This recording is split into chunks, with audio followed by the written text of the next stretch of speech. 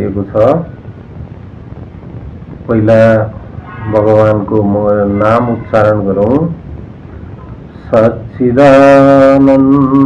रूपाय विश्वोत्पत्त्यादि Hathaway तापत्रय विनाशाय श्रीकृष्णाय वयं नमः। व्रत सावित्री व्रतसँग जोडिएको हाम्रा हजुरआमा र आमाहरूले ज्यादै मन पराउनु भएको सावित्री सत्यवानको कथा प्रस्तुत गर्दैछु। यस कथामा आदि पुरुष मनु र मत्स्य भगवानको संवादका माध्यमबाट पतिव्रता धर्मको महिमा गायन गरिएको छ भने ज्ञान बुद्धि र विवेकको उचित प्रयोगबाट असाध्य कामलाई पनि साध्य गर्न सकिन्छ भन्ने सन्देश पनि पाइन्छ। अब कथा प्रसङ्गमा प्रवेश गरौं। आदि पुरुष मनुले मत्स्य भगवानसँग प्रश्न गर्नुभयो, पतिव्रता स्त्रीमा को श्रेष्ठ छिन्, कसले मृत्युलाई पराजित गरिन्, मनुष्यले कुन सतीको नाम उच्चारण गर्नुपर्दछ। यिनै तीन प्रश्नको उत्तर दिने सम्बन्धमा मत्स्य भगवान भन्नुहुन्छ, एउटा कथा सुनाउनुहुन्छ। प्राचीन कालमा मद्र देशमा साकल वंशी अश्वपति नाम गरेका राजा थिए। उनका सन्तान थिएनन्। उनले ब्राह्मण गुरुहरूको निर्देशन अनुसार सावित्रीको आराधना गरे, हवन गरे। 10 महिनापछि सावित्री देवीले दर्शन दिनुभयो। सावित्री देवीले भन्नुभयो, राजन, तिमीले चित्त लगाएर मेरो उपासना र हवन गर्यौ, म तिमीलाई सर्वाङ्ग सुन्दरी एक कन्या दिनेछु। यति भनेर सावित्री देवी अन्तर्ध्यान हुनुभयो। केही समयपछि उनकी पत्नी मालती गर्भवती भइन् र सावित्री चाहिँ सुन्दरी एक कन्याले जन्म लिइन्। सावित्रीको आराधनाबाट जन्मिएकी हुनाले उनको नाम पनि सावित्री नै राखियो।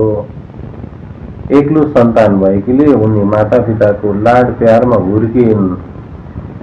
सावित्री विवाह योग्य भएपछि पिता अश्वपतिले राजा द्युमत्सेनका पुत्र सत्यवानसँग वाग्दान गरिदिए।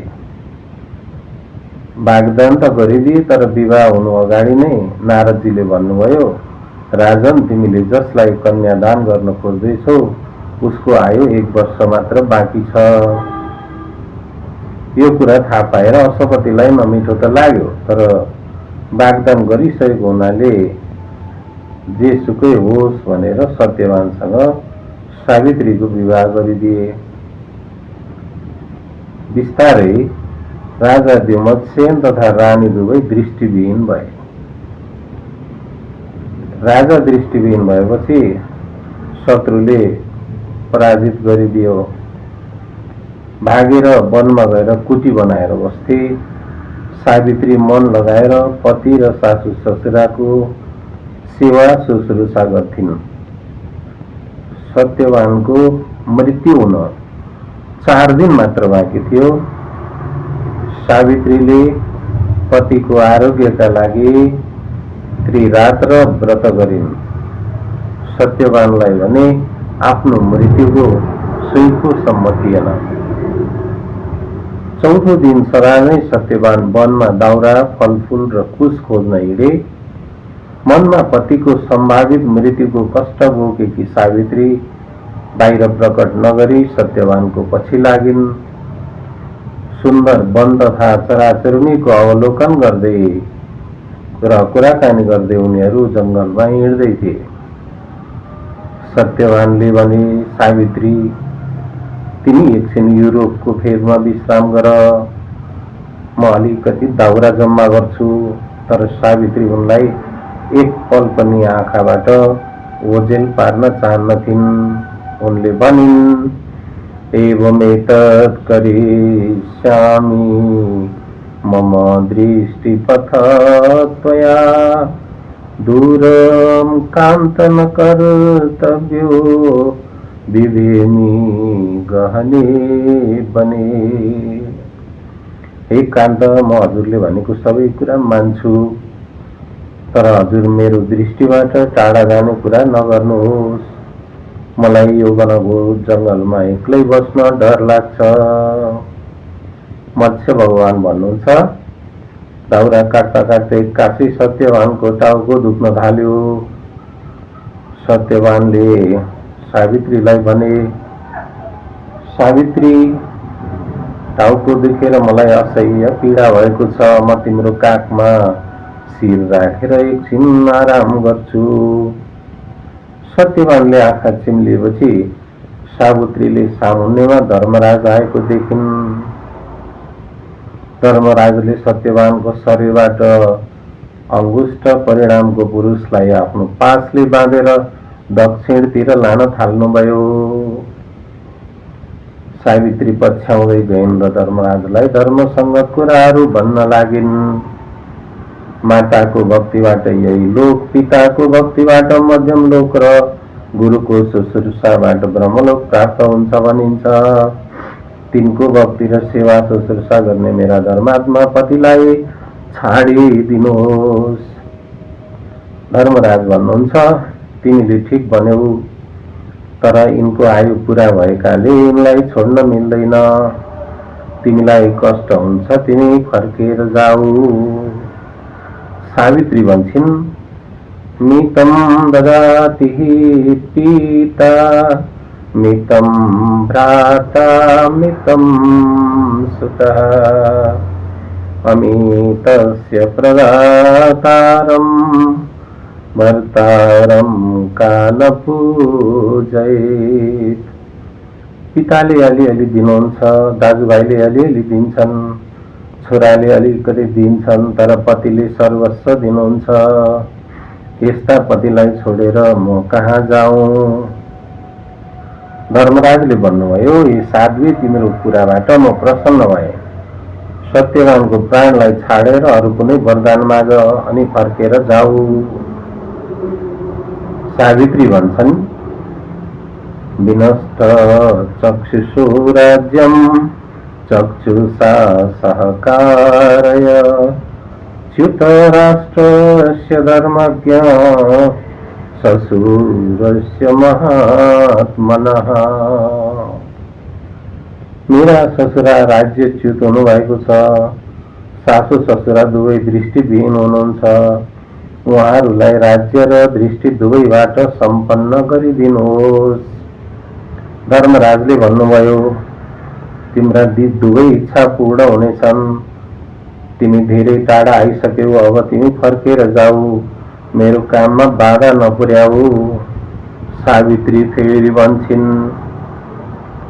विषाग्नि सर्पशस्त्रेभ्यो न तथा जायते भयम् अकारण जगद्वैरी खलेभ्यो जायते तथा। विष, अग्नि, सर्प तथा शस्त्रबाट त्यति भय हुँदैन जति अकारण जगत बैरी र दुष्ट भएपछि हुन्छ। हजुर नै सत्पुरुषहरूको गति बढाउनुहुन्छ। हजुर नै शरणमा आएकाहरूको रक्षक हुनुहुन्छ। सज्जनहरूको रक्षा र दुर्जनको विनाश राजाको कर्तव्य हो। राजाले यो कर्तव्य पूरा गरेनन् भने हजुर दुर्जन र राजा समेतलाई दण्ड दिनुहुन्छ। यस्ता सत्पुरुषसँग हिँड्न पाउँदा मलाई के को कष्ट? धर्मराजले भन्नुभयो, तिम्रो धर्मयुक्त वचनबाट म प्रसन्न भएँ। अब अर्को वर माग र सन्तुष्ट भएर फर्क। सत्यवान जीवित भएर फर्कँदैनन्। सावित्रीले भनिन्,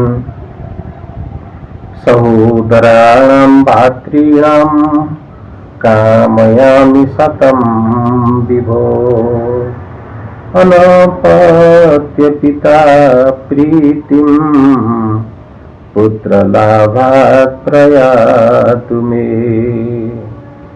म सहोदर भाइहरूको अभिलाषी छु। मेरा पिता पुत्र विहीन हुनुहुन्छ, त्यसैले मेरा पितालाई 100 पुत्र लाभबाट सम्पन्न पार्नुहोस्। धर्मराजले भन्नुभयो, तिम्रा पितालाई 100 पुत्र हुने वरदान दिए। तिम्रा पति अर्को लोकमा पुगिसके, अब तिमी तिनको अन्तिम संस्कार गर। यिनले माता पिताको भक्ति र गुरुको सेवा गरेका छन्, त्यसैले म सत्यवानलाई आफूसँगै लाँदैछु। सावित्रीले भनिन्, जन्मना पितरौ क्लेशम् सहेते सम्भवे नृणाम् न तस्य निष्कृति शक्या कर्तुं वर्षशतैरपि। जन्म समयमा र सन्तानलाई हुर्काउँदा माता पिताले भोगेको कष्टको ऋण 100 वर्षमा पनि चुकाउन सकिँदैन। पिता गार्हपत्याग्नि, माता दक्षिणाग्नि तथा गुरु आभानीय अग्नि समान हुनुहुन्छ। धर्मराजले भन्नुभयो, तिमी हाम्रो पछि लाग्दा हाम्रो काममा बाधा पुगेको छ, तिमीलाई कष्ट पनि भएको छ, त्यसैले तिमी फर्केर जाऊ। सावित्रीले भनिन्, पाहि मां त्रिदश श्रेष्ठ दुःखितं शरणागतं पितरौ च तथैवास्य राजपुत्रस्य दुःखितौ। देवताहरूका पनि देवता हजुर नै धर्मरक्षक र शरणदाता हुनुहुन्छ। हजुरको शरणमा आएकी म दुःखीलाई दुःखबाट निवृत्त गरेर माता पिताको कष्ट हरण गर्न सत्यवानलाई जीवित गरिदिनुहोस्। धर्मराज भन्नुहुन्छ, स्तवेन भक्त्या धर्मज्ञे मया तुष्टेन सत्यवान् तव भर्ता विमोक्तोऽयं लब्धकामा व्रजाबले। धर्मज्ञ, म तिम्रो भक्ति र स्तुतिबाट प्रसन्न भएँ। मैले सत्यवानलाई बन्धन मुक्त गरिदिए। यी सत्यवान 500 वर्षसम्म राज्य सुख भोग गरेर स्वर्गका देवताहरूका साथ रहनेछन्। सत्यवानका तेजस्वी 100 पुत्र उत्पन्न भएर प्रभावशाली राजा हुनेछन्। यसरी सावित्रीले आफ्नो बुद्धि, चातुर्य, धर्मसंगत वचनद्वारा यमपासमा बाँधिएका आफ्ना पति सत्यवानलाई जीवित बनाइन्। राज्यच्युत भएका सासू ससुरा पुनः राज्य र दृष्टि दिलाइन्। पुत्रविहीन पितालाई पुत्र प्राप्त गर्ने वरदान दिलाइन्। यो कथामा बुद्धि, ज्ञान र वाक कलाले असम्भव लाग्ने कामलाई पनि सम्भव बनाएर ठुला ठुला उपलब्धि प्राप्त गर्न सकिन्छ भन्ने सन्देश पाइन्छ। हस्त यो कथा यतिमै समाप्त हुन्छ।